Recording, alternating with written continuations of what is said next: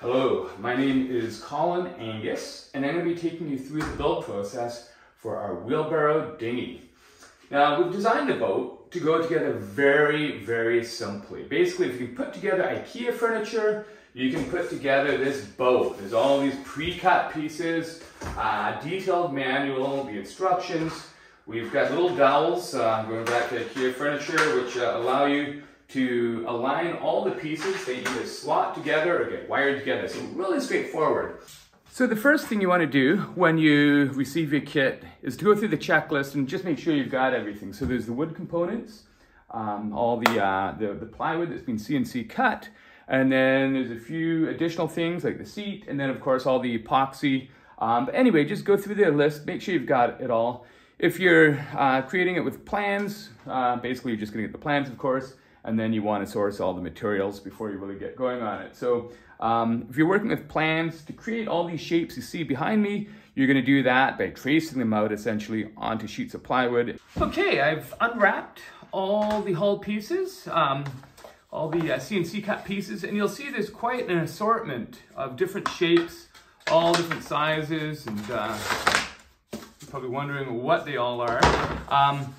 I'll go through that, but also in our plans that come with the manual, it illustrates which pieces go together. And the first thing we're going to do before actually starting to wire together the hull, which is a super fun process, is we're going to bond a whole bunch of pieces together. And when I say a whole bunch, not too many. It'll take about 2 hours for this stage. And what you're going to do is you just get your dowels and you align the pieces that fit together. I'm going to have to kind of sort through this and figure out what's what. I'll show you in a bit.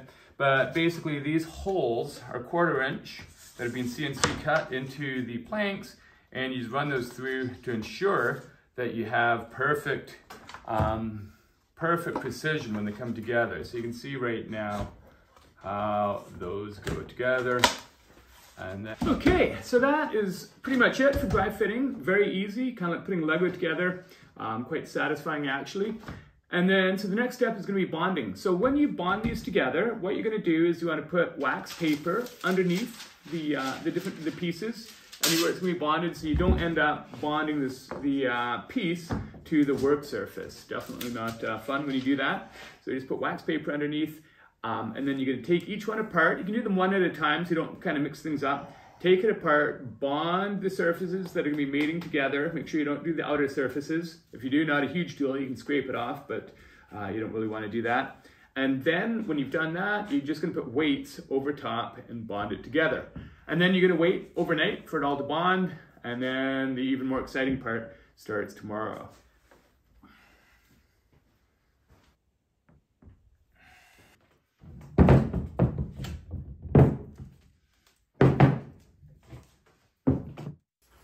Okay, so to remove your dowels, just find yourself a pull saw or a hacksaw. Just lay it flat on the wood and just slide it back and forth like that, and it just quickly comes off, leaving a nice clean finish.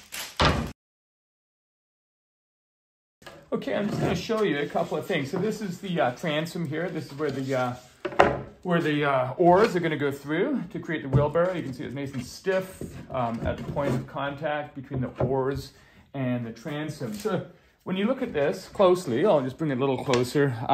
You can see the epoxy's been cleaned out of these gaps. I just did that.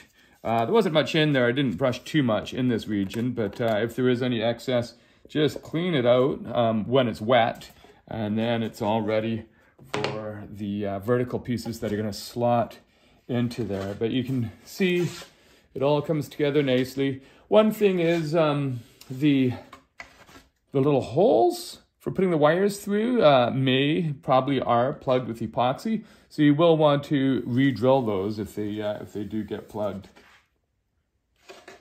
That's with the 1/16 bit. Okay, so we're getting these ready to wire. And the way to ensure that you have the right panels in the right position, because it can be difficult, there's 10 in total. These two fat ones are the bottom panels, and they're mirrored, so each side is exactly the same. And you can see the narrow end of these big ones is the front. With the other ones, and these ones, but it's a little more ambiguous, you have a system, or we have a system, so you see in the middle here, you have just one hole. That means panel number 1. This next one, you have 2 in a row. This next one, you have 3 in a row, and these are all the bow end. This is 4 in a row, and the final one over here is 5 in a row.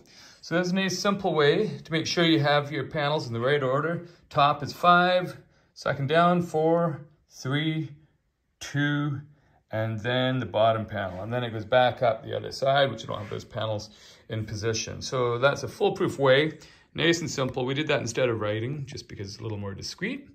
And so I am going to start wiring it together. So you can see I'm cutting them into about 3-inch lengths.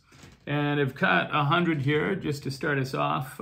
You'll probably be needing a little more than that to complete the boat. Okay, so I'm starting out wiring the hull together. First, I'm gonna wire these 2 bottom panels together. So I've laid it, it's easiest if you just put it across 2 sawhorses, so the support's on either end. You can access the bottom there. And what I'm also doing is putting little 3/4 inch supports on either side of the panels, just to give it a little bit of slope, similar to what it will have once it's affixed. So I put 1 copper tie in the front, and you can see it sort of bends together quite nicely. Next, I'll put 1 in the middle, and then 1 in this end here.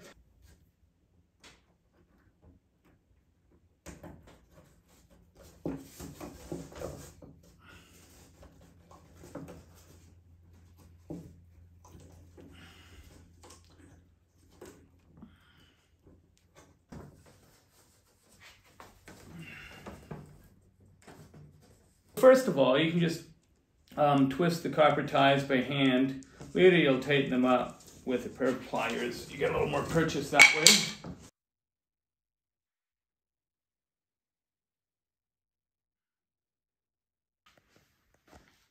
So you can see for the third panel, starting out, what I've done is I've just put 3 ties in. I first put 1 right in the middle here, and then I kind of bent this end over, put 1 there, and put 1 there. And you can still see it's quite sloppy. It's not holding together quite yet, but now I'll successively put more ties in to sort of solidify the connection. Okay, so now that we've got 4 panels here, it's time to put both transoms in. So for the forward transom, make sure that this side with the extra piece glued on is facing inwards.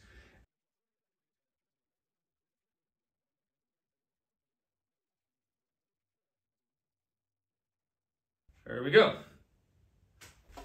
Loosely put in the front bulkhead, and now I'm going to do the same with the stern. So once again, make sure that all the sort of glued on components face inwards, and we'll start on one end and then the other, and then do the bottom one. So there's just 4 ties to bring together here.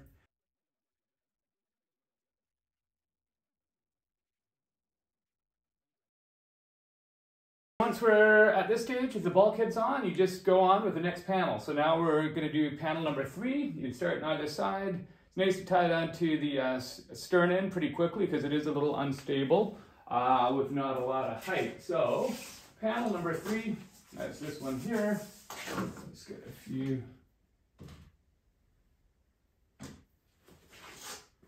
ties. I'll start with the middle one. The other thing, when you are putting all these together, make sure that the panels do meet or flush at the ends. Okay, so put that there.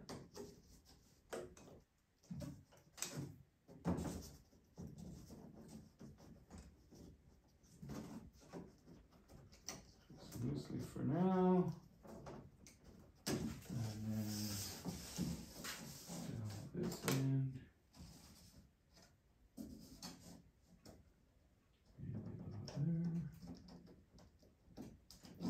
Being loose, I'll be able to kind of shimmy them along, making sure they're fully flush without any great friction to deal with.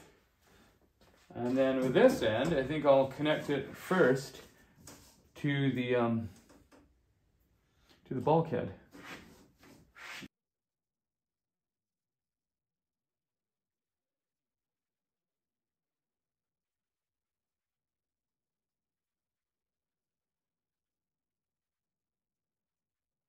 Okay, so I've done the next panel here. Gone along and I've made sure it's all pretty tight and corner to corner. Again, we'll be doing it one more time before we actually epoxy it all together. But just put in enough ties to do that, and then I'll be moving on to the other side. So once I finish that one, that's going to be 3 panels in with just 2 more to go, and we'll have a boat. So right now I've been working just over about 2 hours in the dot, wiring the boat, cutting the wires, all that kind of stuff. So in total, we're looking at probably about 5 hours by the time you get the bulkheads in, all that kind of stuff. So I have wired the whole boat together, and it's taken about 4 hours to get to this point here. So you'll see looking through it that, you know, I haven't put wires in every hole. It ends up being about every second set of holes that I've put the wires in. And I've moved it with each panel. I've sort of gone through and then tightened them up and made sure they fit kind of corner to corner. And we'll do one final check before we put everything together. So if it's not quite perfect to this point, don't worry. But you do want to cinch them up. And the ticket for cinching up the wires is you grab them with the pliers, pull hard, and then start turning. And as you turn, just kind of move slowly forward towards the boat. So that ends up kind of pulling the wires nice and tight. So with the transom on both ends, basically with the transom, the way you want to have it is so that all the panels protrude at least as far as the transom or a little bit farther. So you're not short anywhere, because after it's all epoxied, it doesn't matter if it's off a little bit or whatever, but the important thing is that you do have panels kind of going past it. That way you can just trim them back, you just sand them, cut them off, and it'll all be flush at the end. The other thing is, if there's little tiny gaps when you bring it together, it doesn't have to be perfect. If you have gaps up to 1/8 of an inch, about 3 or 4 millimeters, it's absolutely fine. It'll all just get filled with epoxy and all be good. I mean, if you want to be a perfectionist, you can drill a few extra holes and bring it all together. There's nothing wrong with that, but really you won't notice it if you don't. Okay, so this is a super fun part, putting in the central bulkhead. The central frame where the seat sits upon. And the reason why is the boat shape transforms when you stick this in. So you can see on the side the marks that indicate there's 2 of the holes that these get wired into, and that marks where they go in. So you can just right now sort of approximately shove it into position, and you'll see the boat just widens tremendously and changes overall shape. And you get more curvature. It comes up on the bow and the stern. So I have wired this in.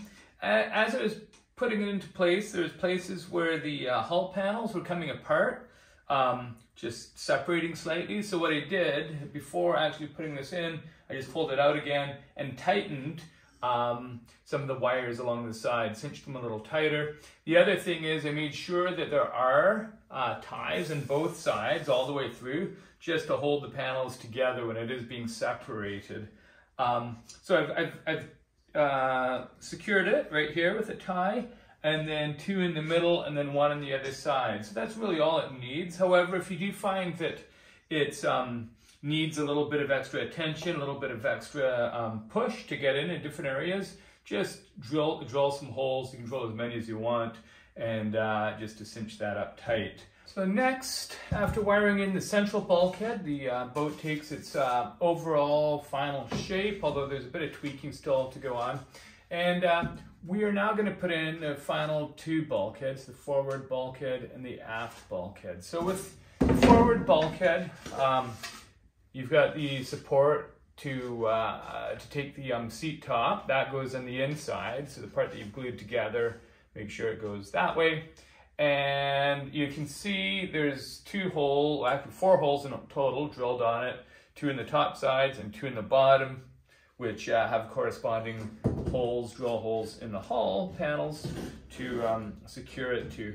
Now, when you do finally secure it with the wires, a couple of things. One is the bottom, you'll find needs to really be cinched up. It can help if you have somebody press it in for you while you do the wires. It just creates a bit more of a V there that needs to be forced out. And the other thing is you can check this piece here. It's kind of a strange polygon. This is one of the wheelbarrow well sides. And you can use that to make sure that there is adequate spacing, because this is ultimately going to be glued together in a little box to accommodate the wheel, and it fits right in here. So just, you can use that as a guide, place it in the hull, and make sure this bulkhead butts nicely against that. Worst case scenario where your transom in the front has shifted a bit or gone back, this has a bit of flexibility as to where it goes. Any little gaps get filled with epoxy, so you can always shift it back if required, or forward, or whatever it may be. You can drill different holes to wire it in. But the other thing is, when you wire it with the 4 sets of holes to secure it to the hull, if you find there are any major gaps or anything, you can always drill a few more holes and just cinch it up. The final bulkhead to go into position for wiring is the stern bulkhead here, which you can put into position. There should be, and we're just adjusting it right now, but 4 sets of drill holes to drill it to the boat, secure it to the boat with the wiring. So there's one in the bottom, one here, one there, and one on the other side there. And when you are getting it ready for securing, you want to check and just make sure that the positioning is right relative to the back transom. So these cross pieces here, these go across and they create supports for the seat, and the angles should approximately match up with the angles of the actual bulkheads. Slot them into position in their slots, and just make sure that everything looks right relative to the holes. If for whatever reason your bulkhead is shifted a little bit, you can just kind of tweak it with the wires. There is a little bit of give as to exactly where it goes. Okay, so after getting the bulkheads in place, wiring them in, the final thing you're going to do before starting the epoxying, which is going to be injecting epoxy into the seams, is making sure that the entire boat now is in position for its final solidification. So basically, you want all the panels to be meeting corner to corner. This is the time to go over it carefully. Just feel on the inside and the outside, are they meeting corner to corner, or are they off slightly? You may have to put in extra wires or tighten up wires. Pretty much you'll be doing a lot of wire tightening. Just once again, pull and then tighten and spin towards the vessel. And you want to make sure that the bulkheads are all correctly in position. Shimmy them around a little bit if required. With the back bulkhead here, you're going to make sure that these cross supports fit nicely into position, and that it's just butted nicely up to that. That there's not huge gaps between the panels. You're going to have gaps of up to like a quarter of or not a quarter, but an eighth of an inch between the bulkhead and the hull panel. If it's greater than that though, you want to put in some more wires, tighten them up, and just spend, a good hour or so going over it very closely. After going through and ensuring the hull is exactly the shape you want it, as in getting all the panels corner to corner, making sure the bulkheads and the frames are in their correct positions and that there's no big gaps. And when I say big gaps, you can have up to an eighth of an inch between the bulkheads and the hull panels. And you've gone through, you've vacuumed it and everything else, it is ready to just bond together. This is just a light bonding that just kind of holds it together, allows you to take the copper ties out while you do other parts of the construction process, mainly the fiberglassing. So yeah, here I've got 3 ounces. So 3 ounces of epoxy. And then I've got a syringe. So get one of your syringes, and what you're gonna do, just dip the syringe in, pull the plunger out, fill it up. And you'll use this unthickened epoxy for all the tight seams. So basically all the seams that are just tight, all the corner to corner, just use a little bit, run to gently squeeze it along that seam. If there's any runs, just use your finger to wipe it off, because you don't want to have lumps or bumps when you lay the fiberglass in later. And then you'll mix a second batch of 3 ounces after you've done this. And you can use the same batch if it isn't hardening, but if it's getting close to hardening, best to mix a new batch, which you're going to thicken a little. And you'll with wood flour, so you mix in the wood flour and thicken it, and that'll go in. You'll use the same syringe. You will cut the syringe off about 1/4 of an inch up the tip for that one, so it's a little wider, allows a little more to come out, and doesn't plug. And for that, you'll use that to fill the larger gaps, any sort of larger gaps between the bulkhead and the panels. Okay. So I've gone over the hull and I've injected a thin bead of epoxy into all the seams that are tightly butted together.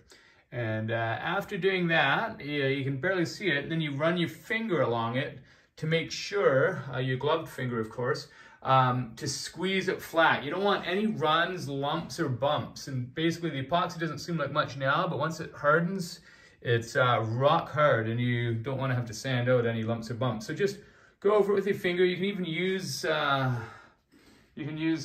paper towel as well to wipe your finger off on, and to actually use the paper towel to wipe it out if there's any sort of thick, runny areas. You can see over here, it's looking a little almost too thick. It's almost like a bit of a run there. So I'll go back over that with my finger and just flatten it out, make sure it's all squeezed in.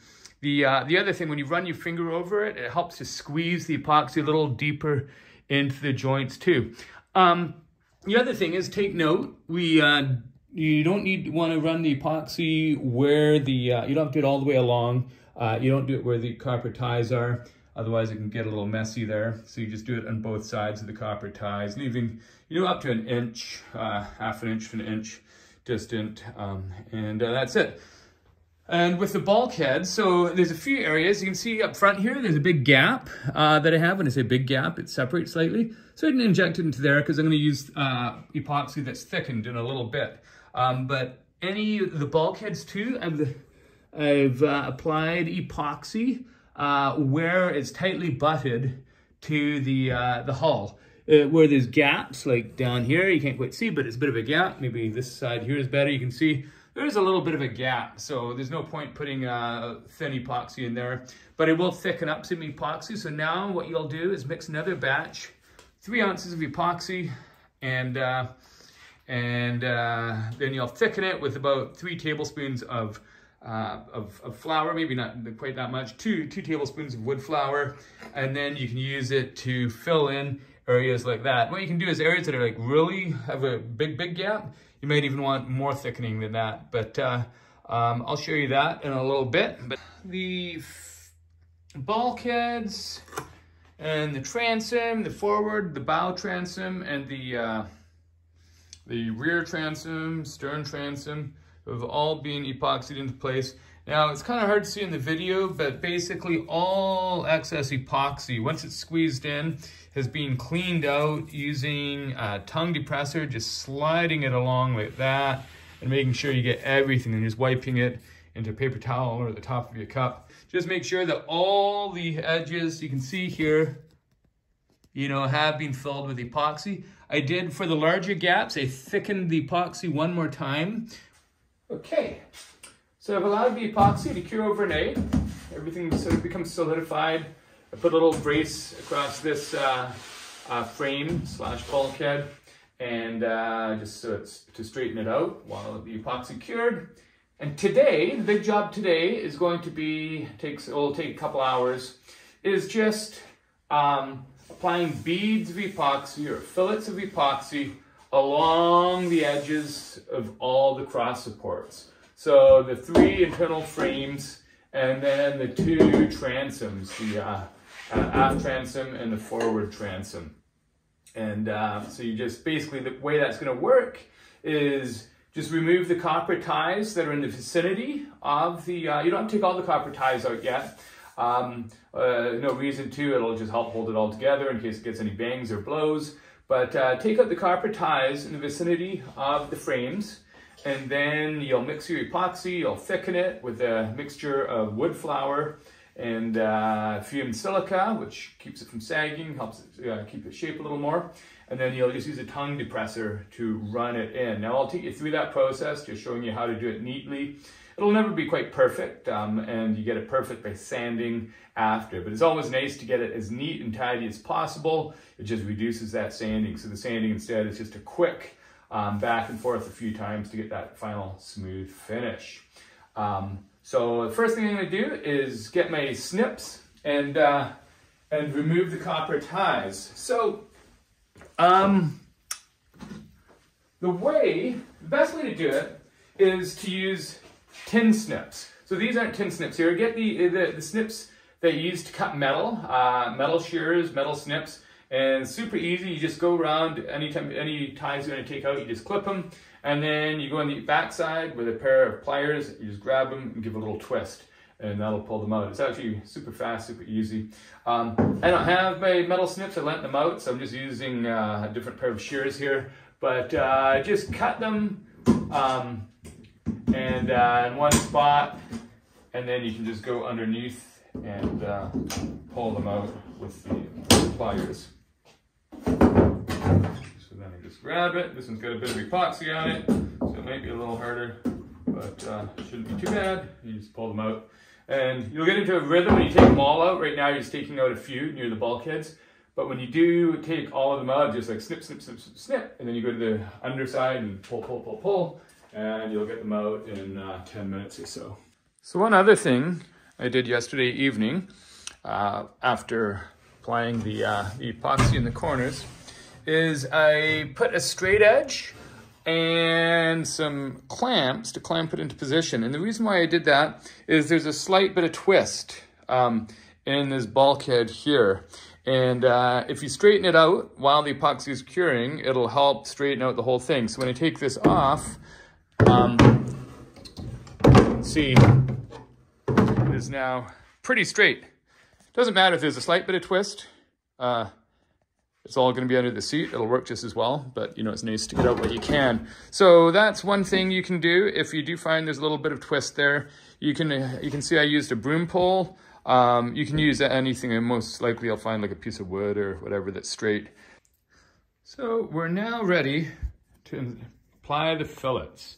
Like I said, a fillet is just a nice thick bead of epoxy that goes into the corners. You just run it in with the tongue depressor. So for preparation, what I've done is I've removed a lot of copper ties. You can still see I've got some in here. You can probably take them all out, but it's a little safer to keep them in until the boat gets more rigid. But I've removed the ties, which go up to the bulkhead, so you can basically, and a bit of space too, so you can actually have basically the thickness of the tongue depressor there. And that way, when you're cleaning it out, you're not gonna have any lumps and bumps of the twist ties in the way. The other thing I've done is given this a brief sanding in the corners. You just want to be able to run your tongue depressor smoothly all the way up. And if you feel any lumps or bumps, that's going to impede. It's going to make it just not such a clean looking fillet. So just a quick, 100 grit sandpaper, just run it along the corners, feel with the tongue depressor, make sure it's all smooth. And so what you're going to be doing, you can see that slide along. Let me get the camera kind of there. See, it's nice and smooth, no bumps. And that's pretty much it. Behind the bulkheads, you don't need to worry so much. If it is a little messy, no biggie. Nobody's ever going to see it there. It just needs to be strong and done right.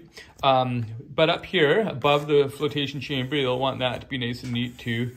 That's a visible area. It's in the forward transom or the back transom. You'll get the same thing in the back.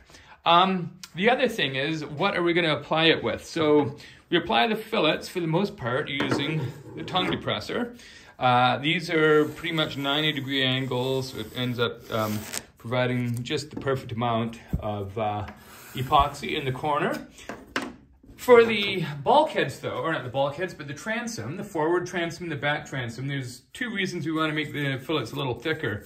One is this area is more prone to having impact, so just to give it that bit of extra protection. The other is they're not 90 degrees, they're a little more obtuse of an angle, so which means if you use a tongue depressor, you're going to end up applying actually less epoxy than you would in a 90-degree corner. 1 inch diameter, you'll use that. So this is supplied in the kit. If you're building from plans, you just can cut that out of a piece of wood and you'll run it smoothly all the way around.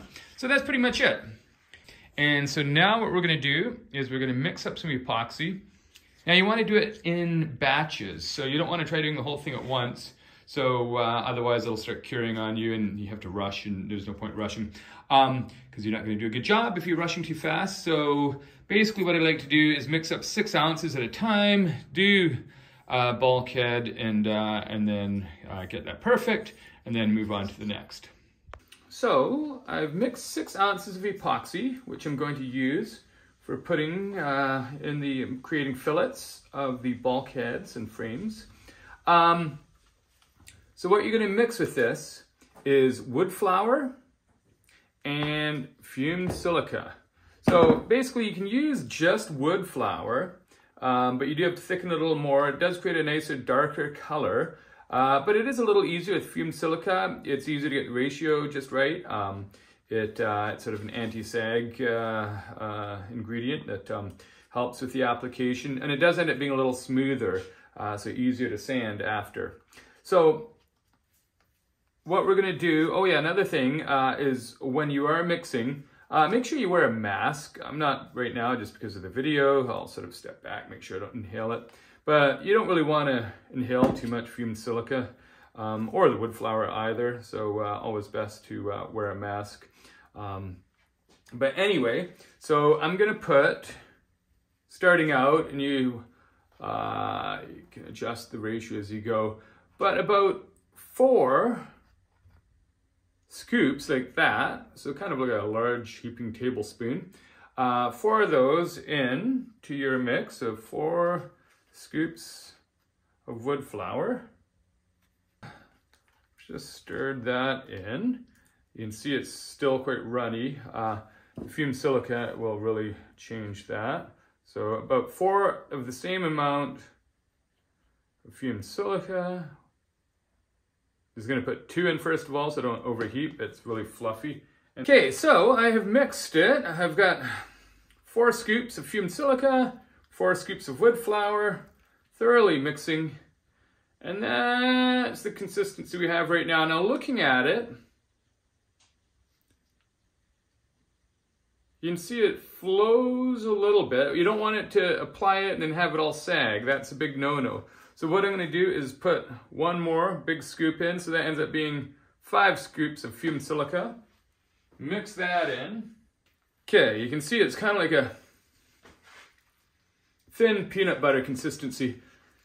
Now when you're applying it, so this is 5 scoops of fumed silica and 4 scoops of wood flour.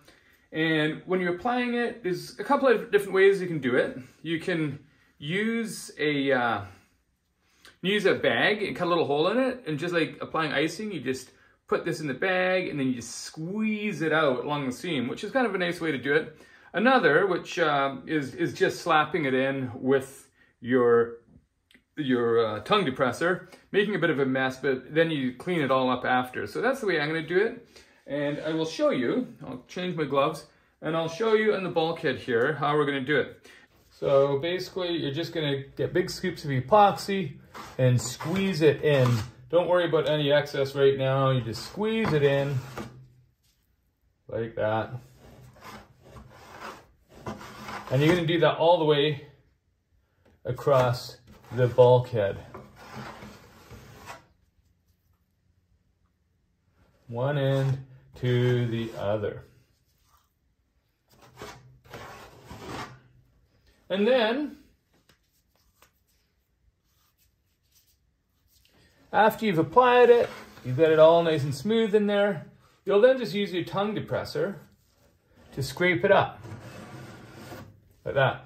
Being very careful. The first time around, you don't need to be so careful because you'll re-wipe it, but you just kind of scrape it like that, put it into your pot, and then you go along the top, same thing. You just squeeze, make sure you don't go all the way in, messing up your fillet, but just going in. The tongue depressor actually works really well. Just like that.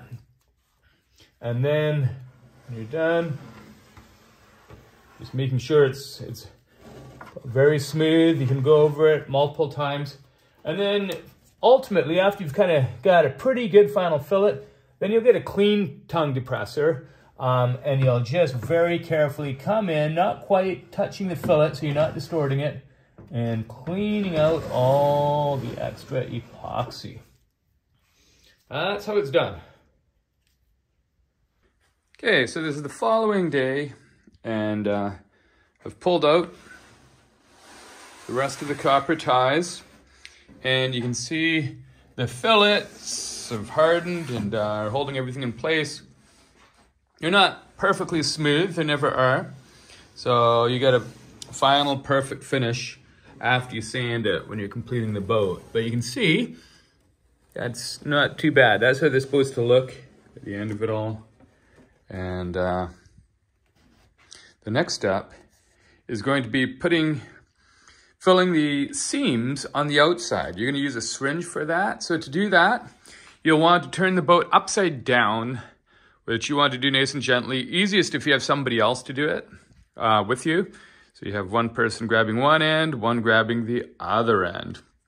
And then you just turn it over and you can sit it on the back of the transom and the forward part of the hull. Okay, I've turned the boat upside down, and if you've done everything right, it should look pretty good. Perfect curvature both ways. Panels all meeting corner to corner. If there's little boo-boos or whatnot, no biggie. Nobody's really gonna notice it at the end. But the next step is to epoxy all the seams. So basically you're just gonna fill the seams with epoxy. So you're gonna get your third syringe, mix some epoxy, and you'll start with just unthickened epoxy. When you go to the sides and the larger corners, we can thicken it a little bit. But basically, you just want to get your syringe and just move along and just fill those seams so they're filled with epoxy, so there's no big sort of air pockets thereafter. Just makes it all a little stronger. Doesn't take long at all. It'll be less than an hour. The other thing we're going to do is trim the ends. So the two transoms, bow transom, stern transom, you're going to just sand it flush. So the easiest way to do that is with a random orbital sander. Don't angle it, just hold it exactly parallel to the actual transom and just trim off the overhang until it's perfectly flush and straight all the way across. So yeah, those are the two big jobs. Okay, so I have finished trimming it, just using the random orbital sander. You can use a belt sander, but I don't really recommend it. It's too easy to go too fast, too far. It really doesn't take long with a random orbital sander. And you can do it by hand too. It just takes a little longer. So after injecting epoxy in all the seams and filling any little cracks and holes in the two transoms, I let the boat sit overnight. And today it's ready for the next stage, which is going to be putting cloth over it. So when you examine the seams, you may find some aren't completely filled or whatnot. The epoxy settled in a bit, but overall they should be fairly full. It doesn't matter, you know, it's not going to have to be the end of the world if there are little gaps in there. But what we're going to do now, all the little rough spots and the corners we're going to sand. So basically just get a sanding block. There's not a lot of sanding that you need to do, but just where all the drill holes are, we don't want those catching in the fiberglass. And any lumps or bumps from any epoxy that's come out from the seams, you want to have that sanded out. And you also want to give the corners just a little rounding. Not much, you don't want to take down too much material, but just to allow the fiberglass to kind of go over a little more easily.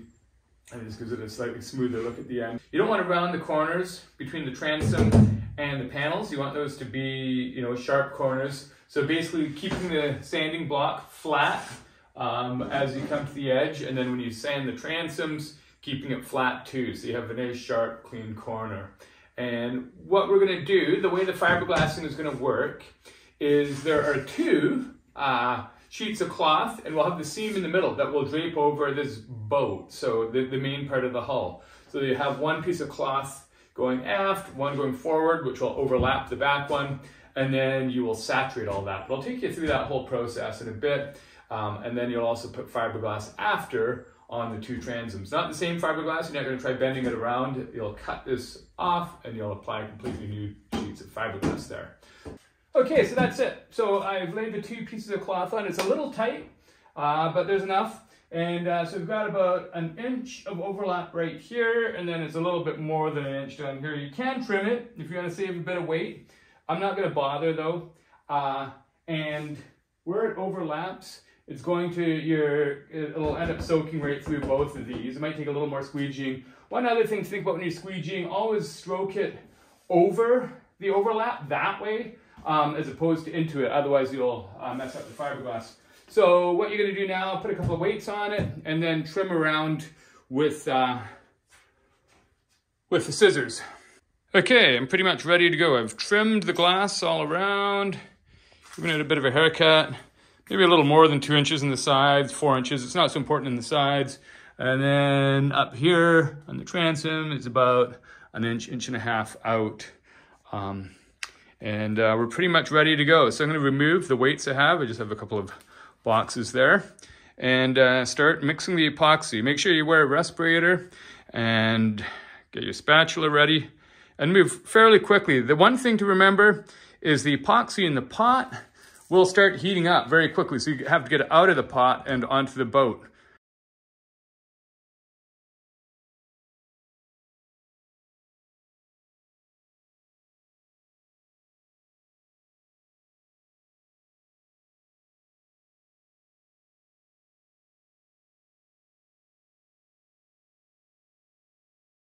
The most important thing right off the bat, just wet it out as quickly as possible. Don't worry about aesthetics. If there's sags, runs, excess epoxy, that's fine because you can squeegee all that out after.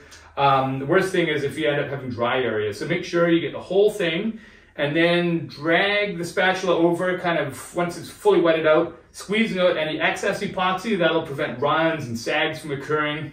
And then once you kind of do that, just going over a final over, making sure that every single area is good, fully wetted out, that there aren't sags. If there are, just kind of use your spatula to move that epoxy around to scrape it off. And then you're done. The other thing is this seam here. You really want to make sure that you don't mess it up. It is a little tricky. Just making sure that you drag the epoxy kind of over that way for the most part. Try not to go sideways or pull away really hard, otherwise it causes bunching. And in a few hours, in about 3 or 4 hours, you want to come back and put another coat of epoxy on. So you have that nice chemical bond to fill the weave. So after doing the initial application, which is sort of the trickiest part, and when I say tricky, you have to focus on it, I waited 3 hours and then I put another coat on. Now the 3 hours may vary, it depends on the air temperature. So just as it's starting to get a little tacky, so you can just like lightly touch it without quite having your finger stick, is then ready to put the next coat on. And you do want to put the next coat on while it's still curing. That way there's a chemical bond between the 2 layers as opposed to just the adhesion that you get, which isn't quite the same. So when you do the second coat, it was basically the same thing again, much easier though. 12 ounces of epoxy is required for that, and the same rules apply. You don't want to keep it in the pot for too long, otherwise it'll start cooking there. So you want to get it in the boat quickly, and you do have to be very careful because it's hard to see. Unlike the first application where it's pretty easy to see where you're laying it and where you're not, it's kind of hard. So it's good having a light at the end of the boat, and then just kind of first run it over the flat area and then try to just bring it down slowly without having too much drip on the ground.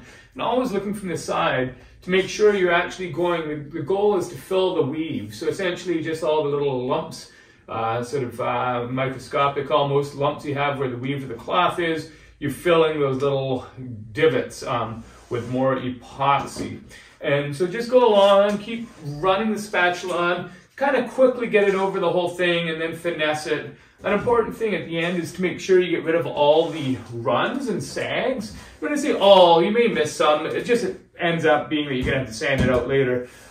Just a little more work. So especially in the sides, like when you have each of these chines where they come together, these corners, you often kind of get a sag of epoxy coming. So just use your spatula, kind of brush them out. You can keep going for quite some time, even as it's like slowly starting to gel. You can still ease out the runs and sags. And like I said, if you don't get them all out, no biggie, you'll just be doing more sanding at the end. But now, one final word on this seam here. In the middle, so it'll be sanded out later, and you'll barely see it. But as I look at it, this is my first time putting this boat together, and I had the seam. I've never actually had a seam go across the boat like that before. Normally I have it going along. And the reason I chose to go that way is it's a little more economical on the fiberglass. You can just use two 50-inch pieces without much wastage. But thinking about it, I think I may change it. So in the kits, you're not going to have it the same. It's going to be exactly the same principle, but having two long pieces that go from bow to stern and having the overlap right here in the middle. And the reason for that is just because you won't have to go to so much work sanding it out. You're not going to, nobody looks at the bottom of the boat essentially, so if it's a little rough there, no biggie. Also, you actually have the skeg covering a big part of that. So I think, you know, even though we'll be wasting more fiberglass, I think I'm going to change that. But the thing is, all the same principles apply. It's just going to overlap. The overlap is going to be down the middle of the hull instead of across from one side to the other. So I've trimmed both transoms using a utility knife. Now you'll probably find you've got some rough edges, maybe a few lumps of epoxy coming through and whatnot. So you will need to give it a light sanding before you put the cloth over the end. You'll also, today we'll be putting a piece of cloth over the end of the transoms. You can see I had a little run here yesterday, which I did remove most of with the spatula. There's still a little bit of a drip there, so you want to sand that flat. But that's basically how it looks. It'll look great once the fiberglass goes on. When you do sand it, same precautions, you know, make sure you don't get any dust on yourself. It's not a lot of epoxy, but it is new epoxy. So when you sand this edge here, you want to make sure you've got long sleeves, a fan that blows the dust away, all that kind of stuff. You'll do the same in the front. So basically the next thing we're going to do is give the third coat of epoxy on, and then do the initial coat of glass on the transoms. And then that'll be the outside done. Obviously you want to do a couple more coats over the transoms, but you're getting close to having the outside of the boat finished. So this is the transom glassed into place. And you really want to do it the same as the hull, where about every 3 hours, until you've done 3 coats or 3 epoxy applications, you add another layer. I didn't get a chance. I was quite busy that day, so I just put the initial epoxy application on.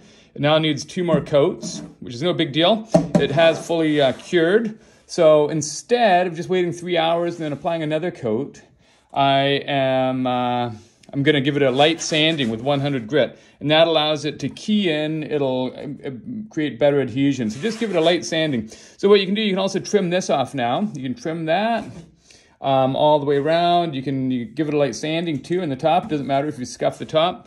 It's all going to be sanded anyway soon. And then you can put on your additional coats. So I'm going to do 2 more coats, 1 coat now, and then 1 in 3 hours. And then the transoms will be complete. So for the very first thing I'm going to do is just trim this off with a utility knife.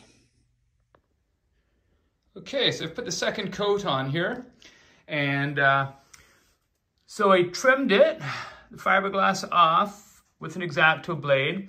And if you do it all together, which is actually the recommended way, where you do all 3 coats, all 3 epoxy applications, you don't need to trim it in between. Basically, you can just do it one after the other with the fiberglass extending out, and then trim it at the end. But just because I'd waited and was going to do the sanding, I ended up doing the trimming, sanding it. Now the thing is, when you do trim the fiberglass, whether it be after the 3rd epoxy application or after the 1st, when you sand it, so you trim it with a knife almost right to the edge, and there'll be a little bit of a lip.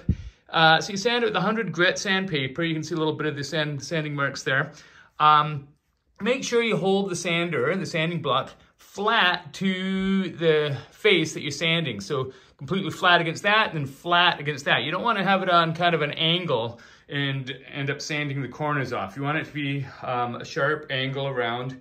And then I did do a little bit of epoxy over the edge. You don't have to do that right now, but at some point you do want to, just to make sure that it's completely sort of one continuous join of epoxy around the edge there. But that's how it looks. So I applied the epoxy with a paintbrush. It's the best way in these vertical surfaces. And try to do a really thin coat and then just keep running the paintbrush over for a while, making sure to get rid of all the sags and everything. If you put a lot on, there's gonna be big sags, so do it as thin as you can. Make sure it's fully covered, and then run the brush over. You can run it over for quite some time if you want. And you can, with the excess in the brush, you can scrape that off back into the pot to sort of reduce the amount of overall epoxy on the surface to prevent runs. So after you've finished the transoms, you can then start working on the interior of the boat through to the final sort of stages. So the next thing that's to be done is to fiberglass the interior. So we're going to put fiberglass in each section and epoxy it. Just the same as underneath of the boat. It's a little trickier just because there's smaller pieces of glass and you're dragging the epoxy up the side, but not too different. And you should be well practiced now, so it's not bad at all. Each layer will have fiberglass. And so to prepare it for that, you want to have all the inside corners smooth and all any lumps or bumps of epoxy cleared up. So basically the way you're going to do that, it'll take you about an hour and a half to do the whole thing. And one thing to keep in mind is these compartments, the two flotation chambers in both ends, don't have to be perfect since nobody can see them. You want to focus more on the visible areas. Obviously, you still want to give them a light sanding. Make sure you don't have any snags or chunks of epoxy that are going to grab at the fiberglass.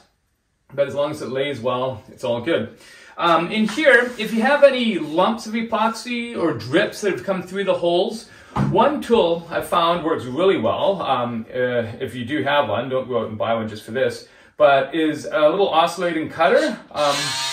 And the reason why it's so great is it cuts flush to the surface you're cutting on. So you can just press it, make sure you have it right flat against the hull, and then it'll just cut through any lumps. So that's about it, basically. You want to make sure that it is clean, that there's no lumps, bumps, and that all the seams are sanded, and that if you do have big drips that have come through of epoxy, and you don't have one of these, the other way you can do it is with just a sanding block. You don't want to take too much of the adjacent material out. You just want to kind of get the epoxy itself. You don't want to take out the plywood.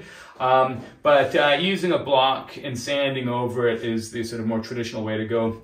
But these will take it out really quickly. You can see I've laid the cloth in here. There's about 1 inch of cloth-free area on both sides of it. And I've really smoothed it out. You want to make sure it conforms to all the edges, get it completely in the shape and in the position that you want it. If you don't smooth it out completely, you may find you get wrinkles and bumps, which you'll have to be careful of to keep from happening while you're epoxying. And so when you do epoxy, you'll mix for this probably about 18 ounces. I'll double check with that, but for this first one, maybe a little less of epoxy, maybe about 14 ounces. But anyway, and also epoxy the sides too. Basically in the process, you want to make sure the whole compartment has been, the fiberglass has been sealed, but also that you've brushed on the wood too. It seals the wood and strengthens the wood as well. So you'll just first pour some in the middle here. Use your spatula to move it around. Use your paintbrush to dab it along the edges so you don't mess it up. And that's about it. So I've mixed 12 ounces of epoxy here, and I'll just pour most of it, maybe not all of it, out, sort of zigzagging across here. And then I'll use my spatula to work it in.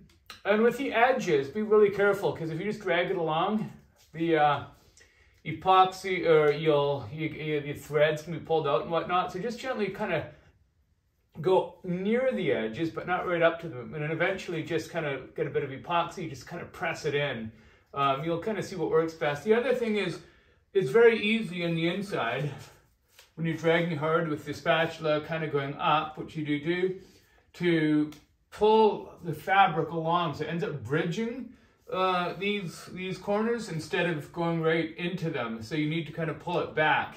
And one way to keep that from happening too badly is just to kind of go lightly with the spatula as you're doing it. But once again, part of it is just, you know, observing what's going on and making sure that you kind of take measures to prevent any sort of actions that are happening that are kind of really messing things up, and you'll kind of get the swing as you do it. But the key thing is to ultimately have it so it's all fully wetted out and that there's no bubbles, no bridging, that the fabric goes right into the corners all the way along. And you can ultimately use a brush to help push the any sort of ornery areas down if you have bubbles or bridges. Okay, well, let's go. Okay, so I've completed the epoxying of the interior of the boat. And as you can see, it certainly isn't smooth at this point, but it's strong, robust, and with some sanding, it's going to be a nice, smooth finish. It'll look beautiful. Now, so there's the basic, you know, 4 main pieces of cloth that went across each area, and then I put in some additional corner reinforcing, and I'll show you where those are. So on this center bulkhead, you can see in the corner, there's a piece of glass. So after doing this, make sure you spend all your attention sort of doing the main sheet, which is the trickier one. Once you've done that, you can mix up a little more. You can do them all together. There's different ways you can do it, but the best is when it's still kind of wet here. And lay it in the corner, wet it out. And then I did the other side here. That really adds, you know, a strong sort of reinforced bond between the bulkhead or the frame and the bottom of the boat. So when you're standing there, standing here or jumping up and down, you're not going to have the bottom rip away from that. And then in both the transom and the stern, I've put little strips. So these are about 3 inches wide. You just press them in after you've done the main sheet. And I don't have it coming up here just because that's visible. So it's all reinforced down below. It also helps if there's an impact in the corners. You can even do 2 or 3 layers if you want. It adds a lot of strength and really doesn't add a lot of weight for such a small area. So I've done the same thing in the front. You can see the cloth that I've put in the corners there. I've also put some bigger pieces just because since this angle's away, the one piece, which I can't remember what the width was, but you know, it leaves a big V right there. So I've cut just a V that fits in there and then some additional pieces that will go into the corners. So this is a job you can do at any time, so it's good to sort of squeeze it in between tasks or whatever it may be. And what it is putting together the wheel well for the wheelbarrow wheel. So you can see the basic parts we have here. There's 2 more wood components, which I'll show you later, which we'll put in the sides. But the first bit is basically putting it together as a little box. I'll show you how it assembles. You've probably seen these pieces in your kit. That's the sides of the wheel well. And then you have these pieces here, which are the end blocks. They're made from dimensional timber. And they're cut to match the angle of this. And we use these instead of actual plywood, just because it's a lot easier to work with thicker material when you're gluing it together. So what you do is you put these on, match them up to the edges, and then that goes on there. And basically just to show you how the finished product works or looks, then that goes on to the top. And that's your wheel well. There'll be 2 pieces of timber on the outside that'll further reinforce and add some strength to take that load coming through the wheels. But for now, like I said, we're just creating the box. So what you're going to do, you can leave this aside, you're going to, basically the steps are screw these together, dry screw them. You can use these little holes, 1/16 holes drilled into the plywood, which you can use as a guide. And make sure to perfectly align the bottom pieces, so make sure they're all matched corner to corner and fit perfectly. And then you're just going to screw those in to create the screw holes in the wood down below. So just get your 3/4 inch screw that came with your kit. You'll see it in your materials package. And then just screw that in down into the wood below. You'll do that first one side, turn it over, make sure the other side's perfect. And You want to definitely make sure it's flush on the top ends and the bottom so that everything can go together well. If for whatever reason it's protruding a little bit, I guess if the cut hasn't been quite perfect, you can always sand it down later before you put the top on. So what you're going to do, you dry screw it all in, mix up some epoxy, and then you'll unscrew it. Well, unscrew it before you mix the epoxy. Brush some thickened epoxy, sort of a mustard consistency onto both sides. And it'll be easy to refine those holes because they'll already be in there that you've drilled, so it won't slide around. Screw the screws in. You can turn it upright, and then you will put the top on. And to put the top on, what you'll do is brush some thickened epoxy onto all the top edges, place this on, and put some wax paper, wax paper underneath to keep it the epoxy from coming out and bonding to your table. On the top, you won't need to put wax paper unless there's some epoxy that's spilled on it. But you'll put a couple of weights, a couple of bricks or whatever, to hold it down, and then you just let it cure. Once it's cured and it's all bonded together, then on the inside, you'll do epoxy fillets. So to give it that nice robust final join and to make sure it's completely 110% waterproof, you'll put epoxy fillets on the inside. So that's basically the process. Then the final step will be putting the timbers on the outside, which I'll be showing you in a bit. Okay, so dry screwed this together. The top goes on like that. And before we glue it all together though, what we'll do is once the top is on, we won't be able to access the inside of it from the top. We want to put this in the boat where it belongs, and scribe, using a Sharpie or any other kind of felt or pencil, the shape of the bottom of this on the bottom of the boat. So you can then cut it out, and that's where the wheel is going to go. So now we are going to glue this together. So we took out the screws on one side, the other side's still screwed in, and you're just gonna brush this in the right order, just put in a little bit of thickened epoxy over the top edge. Just a thin coat, make sure it's thoroughly covered. Just put one side here. And then you'll do the same in the other. So this is just 3 ounces of epoxy, really quite a bit more than is required. And you'll just brush it onto both sides using your stir stick. It's just not worth using a whole brush to do this. So yeah, make sure it's evenly covered.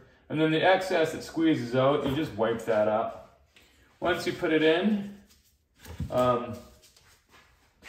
make sure you get your screws, have them just poking out a little bit. So they're just sticking out the bottom. And then pop it on like that. Make sure the screw holes pop into their corresponding holes. And then just screw in. You can do this by hand or with a drill, whatever is more convenient for you.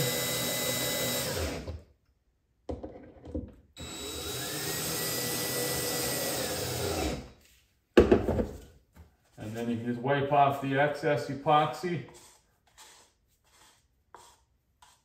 with your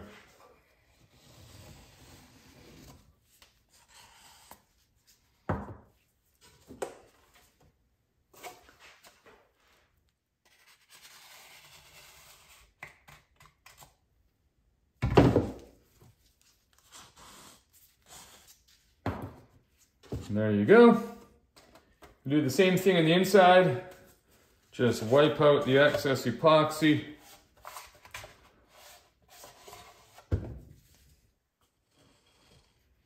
And you can get the last little bit with a paper towel. I'll finish that in a little bit. I'm just going to do the other side now.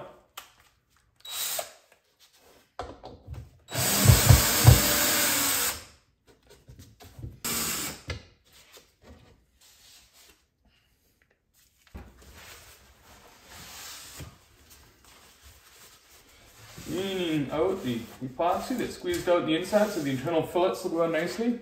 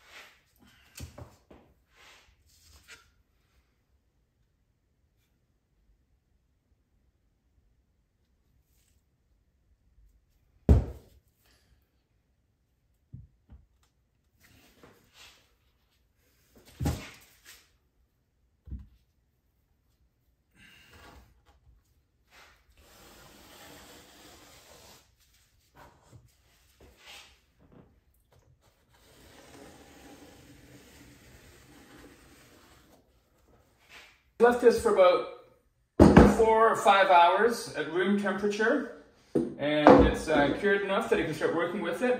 So I've taken the bricks off, and now I'm going to put these pieces on. These are the side pieces. They're included with your kit, and you're going to bond these on. Basically, these are just extra structural supports that will allow you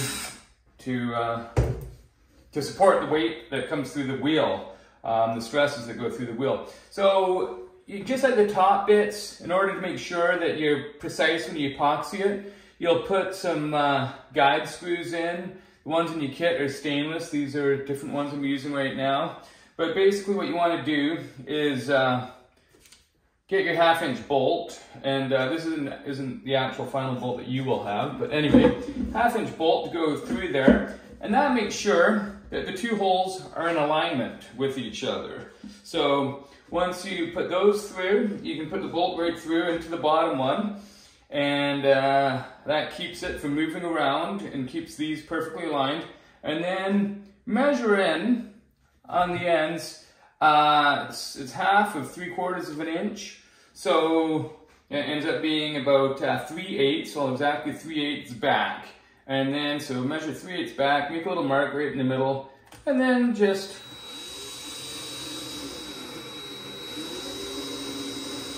screw that in. Make sure it's exactly flush in the bottom. Same with the front. And that ensures that it's perfectly aligned with the big 1/2-inch drill hole.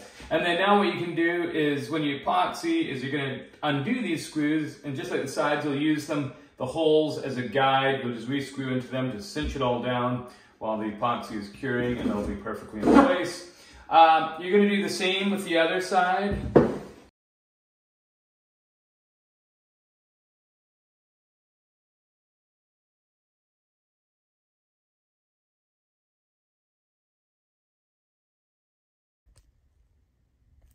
Okay, so I have just filleted the interior here. I mixed 3 ounces of epoxy, and I thickened it with, I think, about one heaping tablespoon of wood flour, and then 3 heaping tablespoons of the fumed silica. So it's a little messier than the outside fillets. It's a little cramped in there, not too bad though.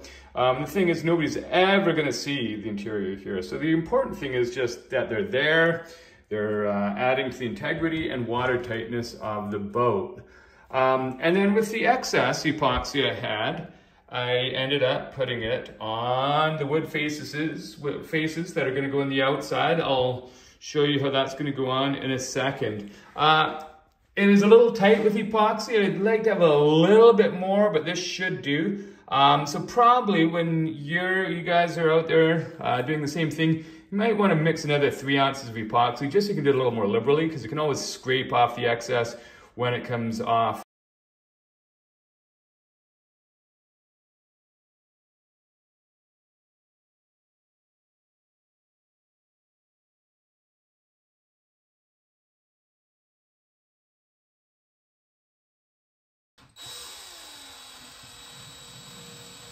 And that one's coming out. So I will put those in position. And when they're in position, that hole there is going to be perfectly lined up. So now I'll just screw them in. That one's in nice and tight. And now this one.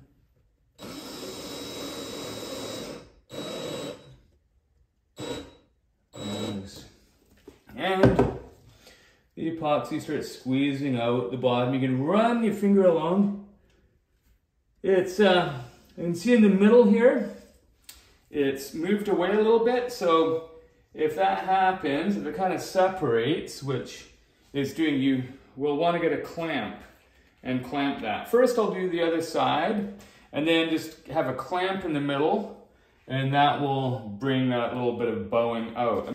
So this is the wheel well box after the epoxy is cured. So that's it. Basically fully watertight and ready to go into the boat. So when you put it in the boat, before you actually install it, you'll need to cut the hole that you scribed in the bottom of the boat. I'll talk about that in a little bit. I've cut it out. It's there, and I'll tell you how I did that. This, when you fit it in, pops in fairly easily. You just pop it in place first in the, put it low on the aft side, and then just pop it down there. And it just fits where it's supposed to go. Now, it didn't quite fit perfectly when I tried the first time. There's a little bit of epoxy sticking out, and there was some fiberglass sticking up at the bottom. So you may have to, basically what you want to do is make sure that it fits just right. If it doesn't, you can sand down any corners or file down any corners. One area that you definitely have to sand down before it fits nicely is these corners here, because of course the fillets on the bulkheads will push up a little bit. So you just get a block and some 100 grit sandpaper, sand those corners down. And ultimately what you're looking for, this side is the most important one, making sure that this sits just as below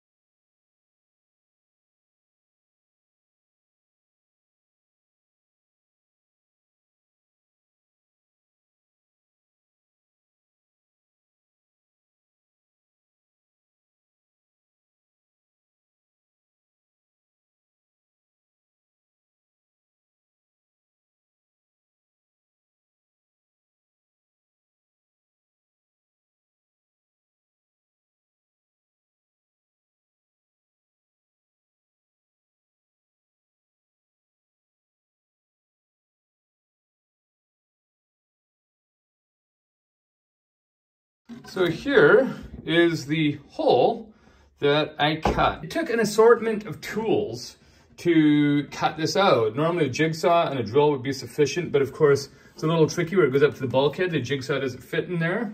So I used a jigsaw and a coping saw and the drill, and that was sort of the main thing. And then you can cut it slightly proud. It's easier, especially if you're unsure of your cutting abilities and it's a little tricky in here. Cut it slightly proud, just outside from where you want it, and then just use a block and some 100 grit sandpaper to remove the last bit. It doesn't take long and it gives you that nice straight finish. So that's how that is done.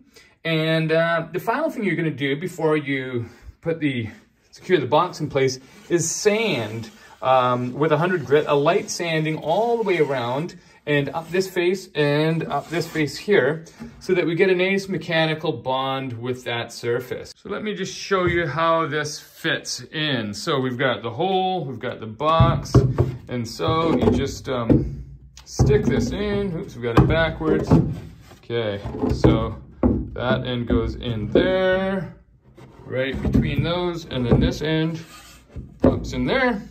The other thing you'll notice is there are gaps. It never fits perfectly. Everything always kind of goes a little bit different each time, which is no problem at all. But you can see there's a little gap there. There's a gap underneath here. And all around there's sort of little gaps. And that is absolutely fine because that's all gonna be filled with thickened epoxy. The bolt that holds the wheel in place is right there, of course. Oh, and one thing I forgot to mention with that bolt when I did fill it, when I epoxied this all together, there was some epoxy in the hole that was kind of blocking it. So I just ran my 1/2-inch drill bit through there. If you don't have a 1/2-inch drill bit, just make sure that you clean it with your finger before the epoxy cures. So I've mixed 6 ounces of epoxy, which may or may not be enough. This is my first time doing it, so I'm just kind of guesstimating. I'll update that later. It'll be in the manual. But anyway, 6 ounces of epoxy is mixing away. And so the first thing I'm going to do, and this is something you can do at another time, you can do it after it's installed in the boat or before, although a little harder when it's in the boat. You've got to turn the boat upside down, but it's not too tricky, is to seal the interior wood of this. If you don't seal it, it'll absorb water, wood will get waterlogged, and it'll start buckling and start causing all sorts of problems. So we will, as with everything else in the boat, all the other wood, seal it. So that just means putting a coat of epoxy, just painting it on like paint, and that will completely seal the wood so it's impervious to water. That's the first thing I'm going to do with this 6 ounces of epoxy. So I've got my brush here, and I will start brushing that in. And then once I've done that, then I will thicken the epoxy. But you also want to make sure the support is right at the very front of the boat, basically right under the transom there. If you have the sawhorse sitting in the middle of the hole, it can bend the wood a little bit under the pressure of the boat on top of it. And of course that shape will forever be solidified once the epoxy cures. Okay, so I've applied a lot of epoxy. So the epoxy that I mixed here, so I started out with 6 ounces. I used the first bit unthickened to wet out the interior. You can see it's all wet down there. I've done it very thick, and I've done it thicker in the middle sections here because that's where the gaps were. Now, a lot of it's just gonna squeeze out, and you're gonna use that epoxy that squeezes out to create fillets. You're also gonna go in from the inside and clean it up with the tongue depressor because it's gonna squeeze out onto the inside. Make sure you put something on the floor so you don't have epoxy drops falling down. And the other thing is when you do place it in position, make sure to do it very gently so you don't scrape all the epoxy off before you get it in position. So basically, as you saw, I put thickened epoxy all over the bottom faces and the front face. Not all of it, you know, it doesn't matter if there's some areas in the middle that aren't completely filled, but you want a lot right down in the bottom in the corner. And you also want it completely filled at the bottom face of the boat where it meets the water. So initially did that, I pressed it into position, and then I continued. I mixed another 3 ounces of epoxy. So the first batch was 6 ounces of epoxy. It's not quite enough. When you press it into position, there's still gaps and holes that need continued filling. So I mixed another 3 ounces of epoxy, and then I put fillets. So I pushed epoxy in, making sure to fill the gaps, and then did nice tidy fillets all the way around.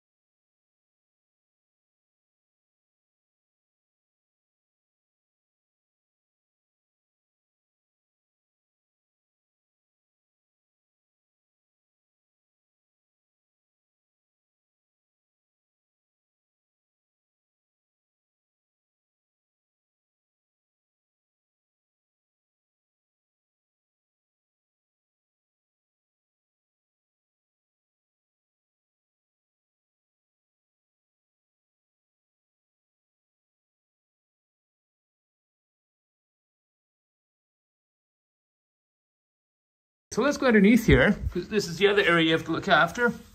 And I went, and there's big gaps still. The epoxy hadn't filled at all. So I went through and I filled, we're using epoxy. I went through and I filled in from this side too, and then just smoothed it all out with the tongue depress. So you can also sand it after if you want it tidy, but again, nobody's gonna see it much down here, but you can clean it up a little bit. Make sure you wear glasses, because if any epoxy falls down when you're looking up and goes into your eye, it's not a good thing. So have safety glasses, and also make sure to have a light source so you can kind of see what you're doing there. Now the final thing we're gonna do is put some fiberglass. So I've cut some fiberglass, a couple inches thick here, and we're gonna, and it's 14 inches in length, we're gonna put those in the corners. So before the epoxy fully cures, you can take a break, but you know, let it sit for about half an hour or so just to solidify a bit, holds it all in position. But just along here, we're going to put 2 pieces of epoxy, just in case there's any, you know, the wheelbarrow hits a big bump with a heavy load in it. You won't get any separation occurring between that and the boat. I mean, it should be really strong because, of course, that load is also being taken by the end members. So really it's pretty well distributed. But just as an extra sort of precaution, we're going to put 2 pieces of fiberglass on each side, little strips. So we'll mix 3 ounces of epoxy to do that with. I also went and cleaned the fiberglass. You know, I lightly just cut it off with a blade. There's still lots of protruding fiberglass. So I went through it, still not perfect, but I cleaned it pretty well. I went in here and just sanded it. That little excess, 1/8 of an inch or so that you have, you can just use a block, a sanding block with 100 grit sandpaper and go over it and smooth it. For all the curved surfaces, you need something round, just wrap it around a little bar or tube, and then you can use that to smooth out those. That doesn't take long at all, maybe about 20 minutes. So now the boat, if you look around, is looking pretty close to ready. But next step is going to be putting on the covers. Okay, so you can see I've put a layer of epoxy all along here. It'll squeeze out when the flotation chamber is pressed into place. And then once that it squeezes out the front, you'll clean up the excess. You can see it this side too. Now the final thing I need to do before placing the flotation chambers in position is to wet out the bottom side. So you'll need to mix another 3 ounces of epoxy and then just spread that around.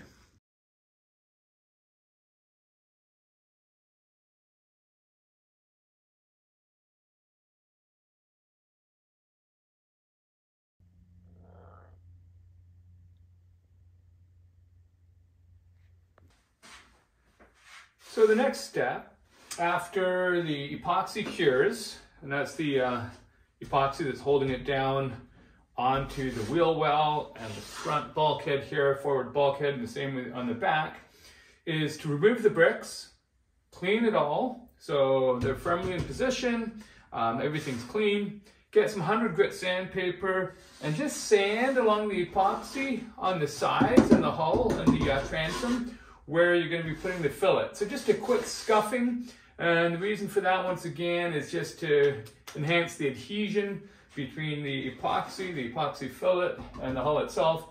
You don't need to sand the wood here because it's bare wood. The epoxy will absorb in and make a very strong bond. So once you've done that, on both the front and the back, fore and aft, you are going to mix 6 ounces of epoxy, mix it well, and then thicken it. So mix it up, and then just do the regular fillet. So you press them into the corners, and then clean it off after. Kind of go around and do the whole thing kind of roughly first. It doesn't start heating in the pot, and then you can do the cleanup. So the next step we're doing here is putting on the gunnels. So before you glue them in position, what you want to do is just dry fit them. Make sure that you've got enough clamps and that you've kind of got the process figured out. But the very first step you want to do is just to sand the area that they're going to sit on. So you want to sand it for 2 reasons. One is you'll get the better adhesion, you get the actual mechanical bond going on. as the epoxy fills those little grooves and grips a little bit more. But the other reason is you may have some lumps or bumps along the side, whether it's the fiberglass being wavy or anything else, lumps of epoxy. So you want to have a nice clean surface that is going to sit flush against the side of the boat instead of being pushed out by obstructions and creating little gaps. So just get a sanding block and go along the side for a while. The sanding block will help get out the bigger lumps. And then you can go by hand, just making sure that all the glossy surfaces have been roughed up. Next step is to do one side at a time and dry fit them. So to actually clamp them in position, you don't need as many clamps just for the dry fit as you ultimately will. But you just want to put it in position, make sure it's long enough, make sure it all fits well, that you've got the process worked out. And it's best to clamp it like in the middle, fairly close together, one and then the other, and then just kind of keep bending it around, clamp to the left, clamp to the right, until you get right down to the ends, and then you can do the other side. You'll see it conforms quite well. There's a bit of spring behind it. It is, do be careful. It's like a bow. If it slips out from the clamps, it'll come out and whack you. Once you do have it thoroughly clamped in position, you can get a Sharpie or a pencil, inscribe the bottom line along the boat where it meets the bottom edge where it butts up against the boat. And so you can, and then when you paint both surfaces with epoxy, you know exactly where to paint it on the boat. Basically, you'll put a coat of epoxy on the gunnel, and then the mating surface in the boat, you'll coat that with epoxy as well. So you just do it approximately within that line. Of course, you just clean up any mess with the edge of your tongue depressor. So that's it. You do both sides, dry fit them, sand it, make sure everything kind of looks right, that you're not having any troubles bending it. And once you do that, then you can remove the gunnels and epoxy it, put them back in position. Okay, so I've coated both mating faces. So these are the gunnels here. And on the boat, on the corresponding face, it's also been epoxied. So this is 3 ounces of epoxy, thickened with 1 ounce, or one tablespoon of Cabasil and 1 tablespoon of wood flour to give it color. And so you're going to clamp it on, and then you're going to squeeze out, or as the excess is squeezed out, you're going to clean all that up with a tongue depressor. So I have now installed the gunnels or outwales. And so yeah, I started from the end. You want to make sure that it sticks out a little bit on both ends. So to ensure that that's happening, I began on the back end, the aft end, and worked my way forward. Now it helps a lot if you have somebody to help you hold it when you put them on so it doesn't slide around and whatnot, but you can do it without help, as I just did. And so as you put the clamps on, basically you can just put like a few clamps, 3 or 4 to get it in position, and then just start putting clamps on as needed. And basically you want it so that the epoxy squeezes out all along so that there's no area where the epoxy hasn't been squeezed out, because if it doesn't, then there's gonna be a little crack or a gap in there, and obviously it's not mating perfectly. You can always fill it after, but right now you should be able to get it so it's like that all the way along. You just keep adding clamps. So basically if you see a gap, just clamp that area and it will squeeze out. You can see some areas I've had to put more clamps just because it required more to get it to squeeze out for the surfaces to make contact with each other. Sometimes you don't need as many clamps. You don't need to worry about the top, cleaning the epoxy off the top. You're just gonna sand that off with the random orbital sander. It comes off really nice and easily and quickly. You do wanna have it so it's as flush as possible. Don't worry if there's a slight difference in height between, when I say flush as possible, between the hull and the gunnel. You can see here there's a bit of a height difference of about 2 millimeters, a 1/16 of an inch kind of thing. And that'll just get sanded. You just sand it all flush after, so it will get flat, but you do want to sort of get it as much as possible. The area you do want to clean the epoxy out from is the bottom corner. So it's all going to be squeezing out there too. And so you just use your tongue depressor and you slide it along like that and wipe it off into your cup. Okay, so I've waited 24 hours and now I've taken off all the clamps holding the gunnel in place. And you do want to make sure it completely cures before removing the clamps, because there's a lot of spring back, a lot of pressure on it. So if it's only partially cured, it could come undone at the ends, which is not a good thing, of course. So anyway, it's fully cured. And now what I'm going to do is just get a saw and then just trim it off at the end. Slightly proud because this isn't the final finish. Okay, so what we're doing now is we're putting the skeg in place. So I'll give you a few pointers in the skeg. Basically, this is made from 2 pieces of 6mm plywood. So in the kit, you'll get the 2 different pieces. And then you bond it together just like the other dual pieces that you've bonded together before. You can do it at the same time or separately, depending on how things are going. So you've got the 2 dowels that hold it in place. You just put the bricks on it. Really make sure that you bond it well. And when I say well, that you get epoxy on both mating surfaces, a full 3 ounces. Just let it squeeze out, because you don't want any cracks or gaps since this is right underwater and submerged. You want it to be fully sealed with epoxy. So once you've joined the 2 pieces together, one final word, when you are joining them together, make sure you put it on a completely flat surface. Check with a straight edge, because when they bond, if it's on a curved surface, when you bond 2 pieces together, it will retain that curvature. So if it's straight, it'll retain the straightness, which is what you want. So it should just fit. The shape should just fit to the bottom of the boat, but every boat varies slightly, just depending on how the wood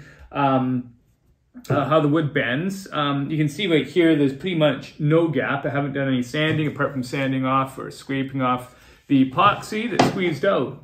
But if you do find that there's like any major deviation or whatever, you can always sand off a little bit of material so that it fits nice and flat. Now, is that going to, when you put it where it's supposed to go, even if you have the bottom surface completely flat, it's going to fall over because it's kind of in the top of a mountain here, and it's not on a flat surface. So, so keep that in mind.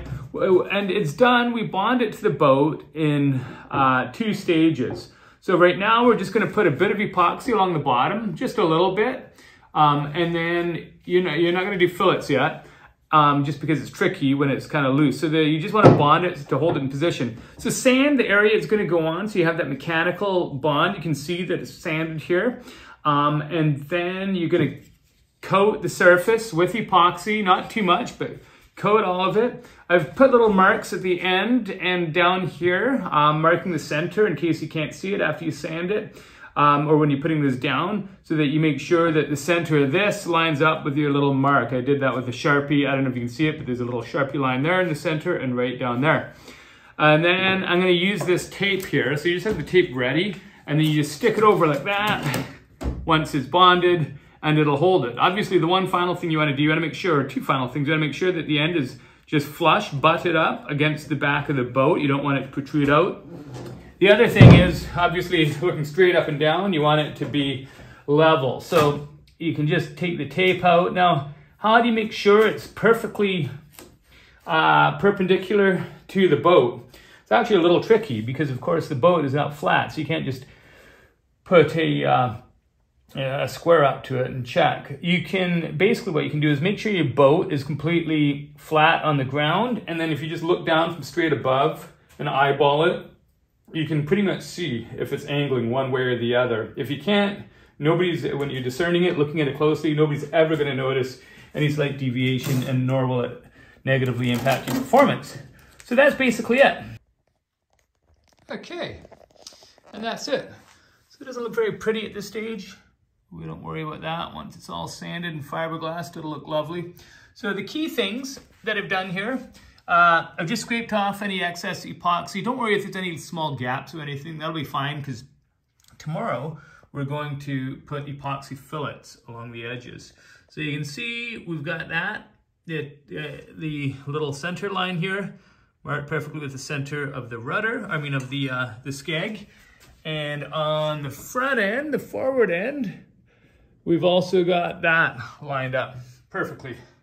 And then just scraped off any sort of excess epoxy, so you'll be able to put a nice fillet in there. Once it cures, you can just take the tape off, I found that just one piece of tape was sufficient, whatever works for you. And then the final thing, making sure that from the top, it's perpendicular.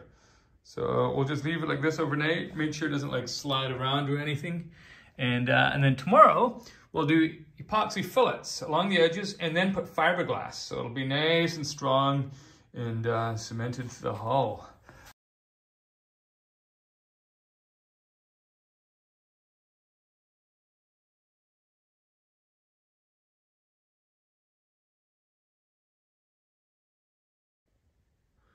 Okay, so we're now ready to fiberglass the skeg into position.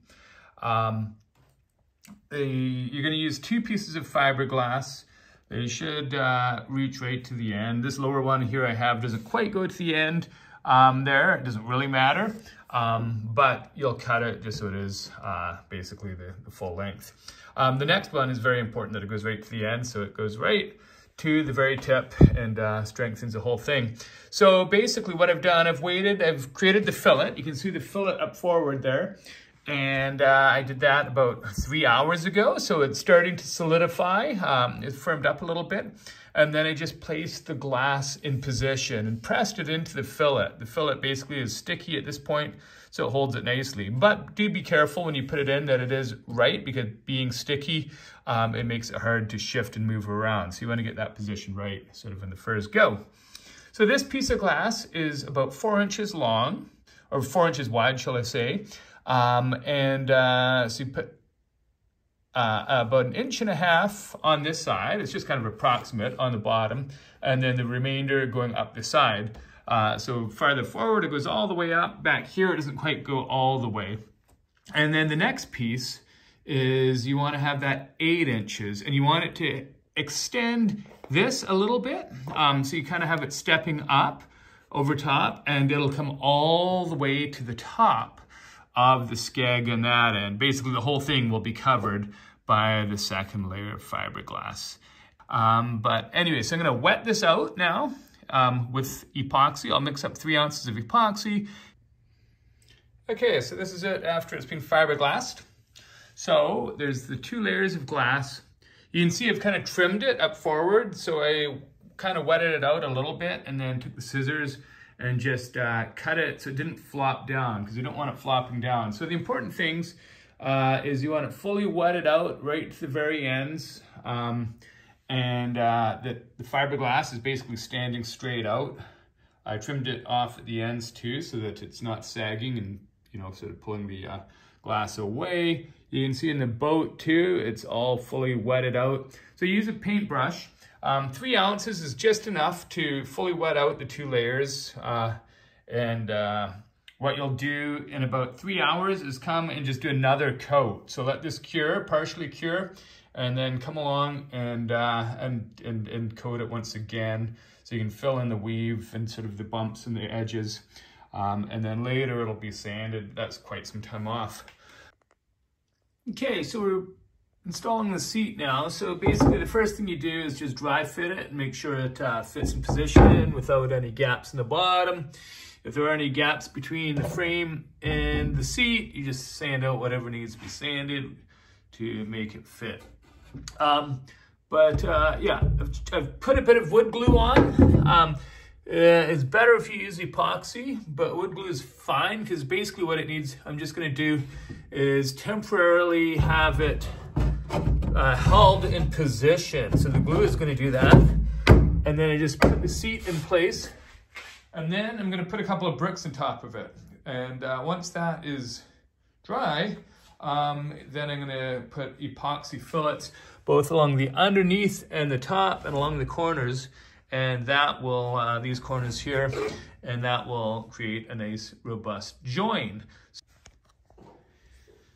Okay, so once the initial bit of glue cured and the seat was bonded to the boat, I then put in the fillets, which will really add the strength and make everything watertight, so that water can't get between the cracks. So basically, first of all, I turned the boat upside down in the sawhorses and did some fillets along the bottom corners there, and all the way up to the ends and along the ends. You can't quite see it, but It goes basically all the way around along the bottom there and then up. And then over here, we've got the fillets going. So to do that, I did the bottom fillets and along the bottoms of the ends of the panels. And then I turned the boat over on the sawhorses and did these top areas. And including that little bit in the end there that's filled, the little crack that we have on both ends. And then of course, so it's on the ends too as well. One other thing, give the area, the mating surfaces that it's going up to, a good sanding beforehand with 100 grit to further enhance the adhesion. But right now, the seat's pretty much set to go. So once it cures, we'll have a robust seat. We'll give it another sanding and then just soak it with or wet it down with epoxy so it's fully sealed. And that's pretty much it.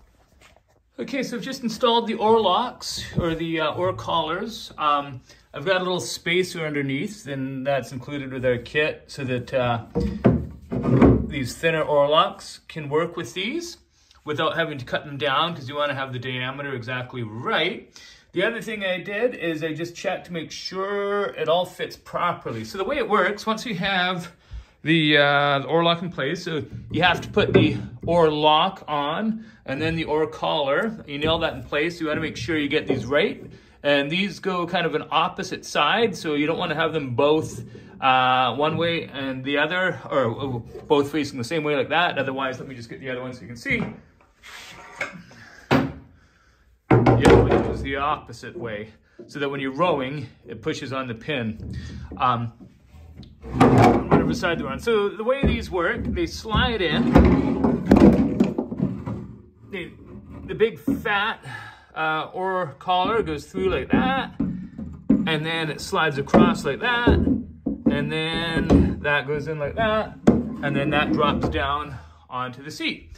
And basically that's it. So you've got the shaft there, or the oar collar pushing against the boat, and it cushions the oar. So but the thing you want to do is make sure it all fits properly. Do a little bit of sanding if required. The most important thing is when it does bend like this, you want to make sure that there's enough room. Every oar is a little differently shaped in that, so you may need to sand a little off so that it doesn't like twist this plywood, because if it ends up being like there and then it doesn't go all the way down, then it starts forcing the plywood over.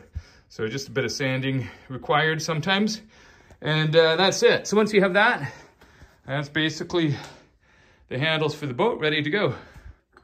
So now it's time to install the wheel. So what you're gonna do is you're gonna create a bead of caulk, a thick bead of caulk, all the way around this side of the fender washer.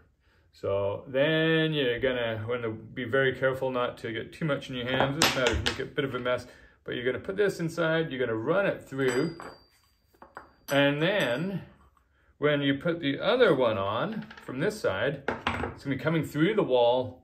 You're gonna put a bead of caulk around the corner of this and the wall. You're gonna put this fender washer on, and then you're gonna cinch it all up, which is gonna squish all the caulk into all the cracks and voids and fill, create a watertight seal.